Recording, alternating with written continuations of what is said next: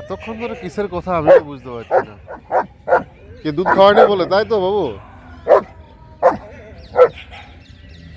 কি বললো আমাকে? তো বোঝাবে কিন্তু শেষে যে কি বললো তোকে, যে দুধ কবে খাওয়াবে।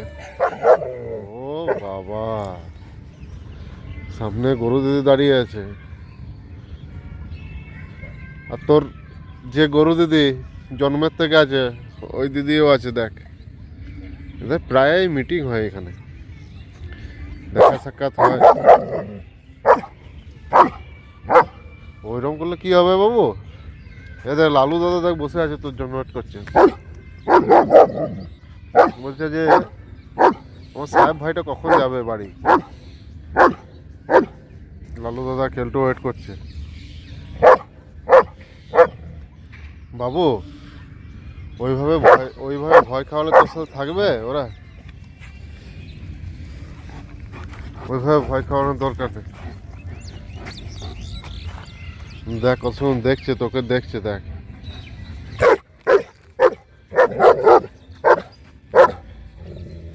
তোর গরু দিদি সব থেকে পিছনে।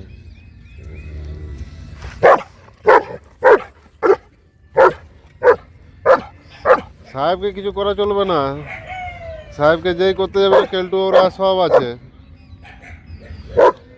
তাই কালো গরু দিদিকে বললাম সাহেবকে কিচ্ছু করা চলবে না, ওরা সব আছে, তখন তারা তো তোদেরকে শুরু করে দেবে।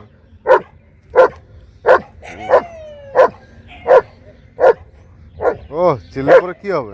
ওটা দাঁড়িয়ে আছে তো, ওটা চিল্লানো নয়, বুঝতে পেরেছি। গরু দিদির সাথে কথা হচ্ছে। কি দুধ খাওয়ানি বলে, তাই তো বাবু? কি বললো আমাকে? তো বোঝাবে কিন্তু শেষে যে কি বললো তোকে, যে দুধ কবে খাওয়াবে। ওই দেখ গরু দিদি ওইদিকে ঘুরছে।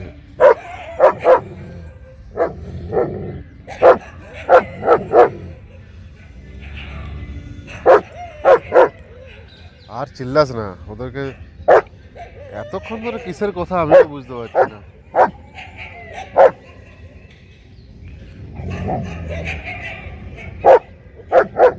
এতক্ষণ ধরে কিসের কথা?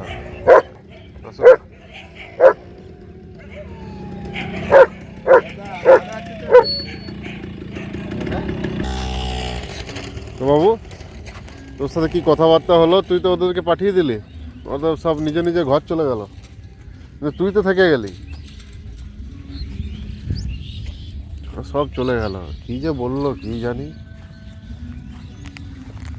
কি বললি বাবু বুঝতে পারছি না। তোর লালু দাদা এইখানে ঘুরুক ঘুরুক করছে, বলছিস না আমার ছোট ভাইটার কিছু হওয়া চলবে না।